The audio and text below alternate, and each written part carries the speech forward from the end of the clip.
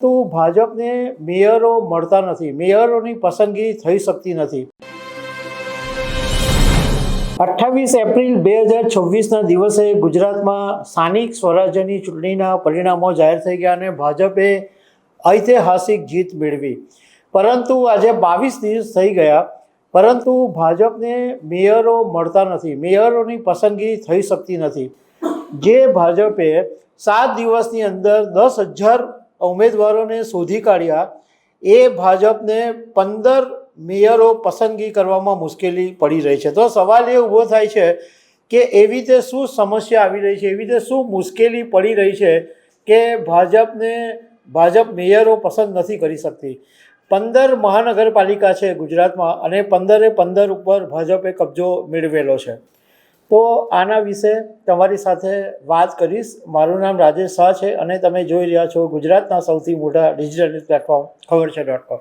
સ્થાનિક સ્વરાજ્યની ચૂંટણી પહેલાં ભાજપે ગુજરાતમાં પાર્લામેન્ટરી બોર્ડની જાહેરાત કરેલી અને એમાં જે સભ્યો હતા એ ઉમેદવારોની પસંદગી અને જે હોદ્દેદારો છે, મેયર છે, ડેપ્યુટી મેયર છે, સ્ટેન્ડિંગ કમિટી ચેરમેન છે, શાસક પક્ષ નેતા છે, દંડક છે, આ બધું એક સાથે નક્કી થાય। પહેલાં મેયરની પસંદગી થાય અને એ પછી સાથે બધા જે 5 હોદ્દેદારો છે એની થાય અને એ પછી બધી કમિટીઓના ચેરમેનની વરણી એ પછી થાય।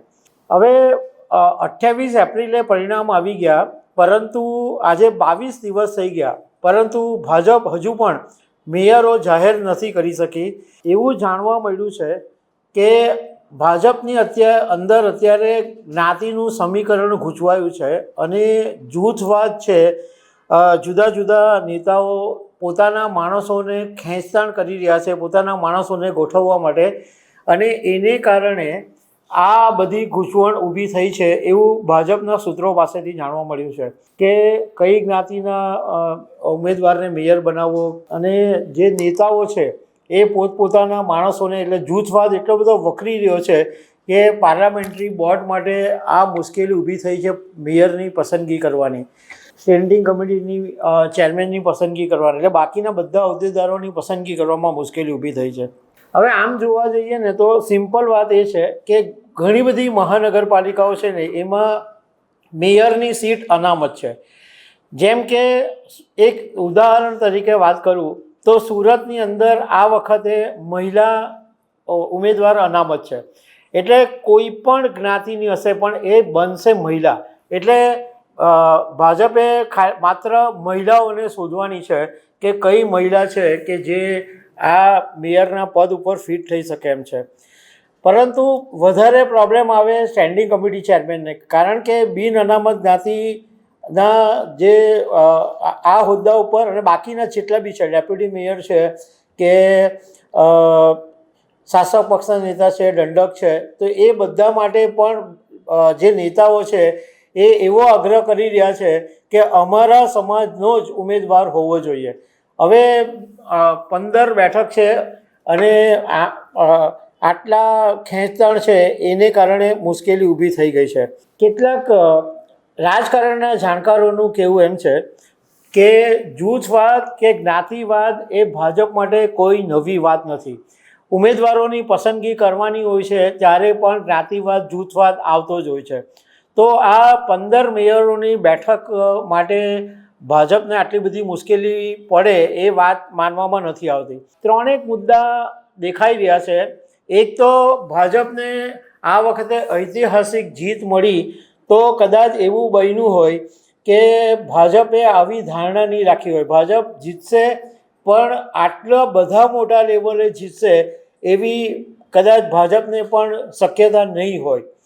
બીજું કારણ એ હોઈ શકે કે ભાજપ છે તે કોઈ પણ જીત મળે એ પછી એ જીતનો બીજી જીતની અંદર કેવી રીતના ઉપયોગ થાય એની ઉપર ફોકસ કરતું હોય છે।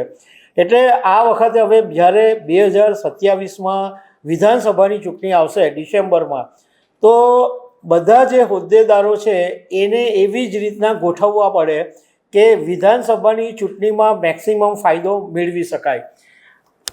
આપણને ખબર છે કે 2022ની વિધાનસભાની ચૂંટણીમાં જ્યારે CR પાટીલ પ્રદેશ પ્રમુખ હતા ત્યારે ભાજપ 156 બેઠકો મેળવી લાવી હતી અને એ પછી કોંગ્રેસના 6 ઉમેદવારોને તોડીને લગભગ 162 બેઠકો આજે ભાજપ પાસે છે.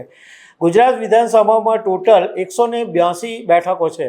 તો કદાચ ભાજપે આ વખત એવું વિચાર્યું હોય કે 2027માં બધી જ 182 બેઠકો ભાજપ જીતે, એવું જો કરવું હોય તો મેયરોની પસંદગી પણ એવી રીતના કરવી પડે કે વિધાનસભાની ચૂંટણીમાં એનો ફાયદો મળે.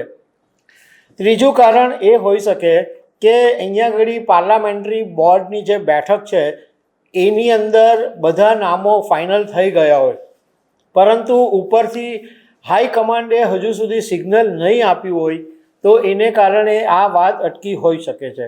હવે આમ 25 અને 26 મેના દિવસે મહાનગરપાલિકાઓની જનરલ બોર્ડની મિટિંગ મળવાની છે, એટલે એ પહેલાં તો નામ જાહેર કરવું જ પડશે.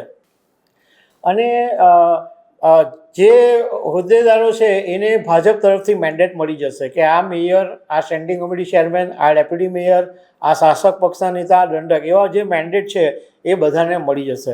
હવે સાથે સાથે એક વાત એ પણ જાણવા મળી કે હમણાં થોડાક દિવસ પહેલાં જ્યારે ગાંધીનગરમાં પાર્લામેન્ટરી બોર્ડની બેઠક મળી હતી ત્યારે સૌરાષ્ટ્રના એક કદાવર નેતાએ સુરતના 2 નેતાઓને જબરજસ્ત ખખડાવી નાખ્યા હતા અને એમણે જે મેયરોના નામો મૂકેલા હતા એની સામે આ સૌરાષ્ટ્રના નેતાએ બળાપો કાઢ્યો હતો અને એમાંથી સુરતના એક મોટા નેતાને તો એટલા બધા ખખડાવી નાખ્યા કે પાણીથી પાતળા કરી નાખ્યા હોય એવી પણ એક વાત જાણવા મળી છે.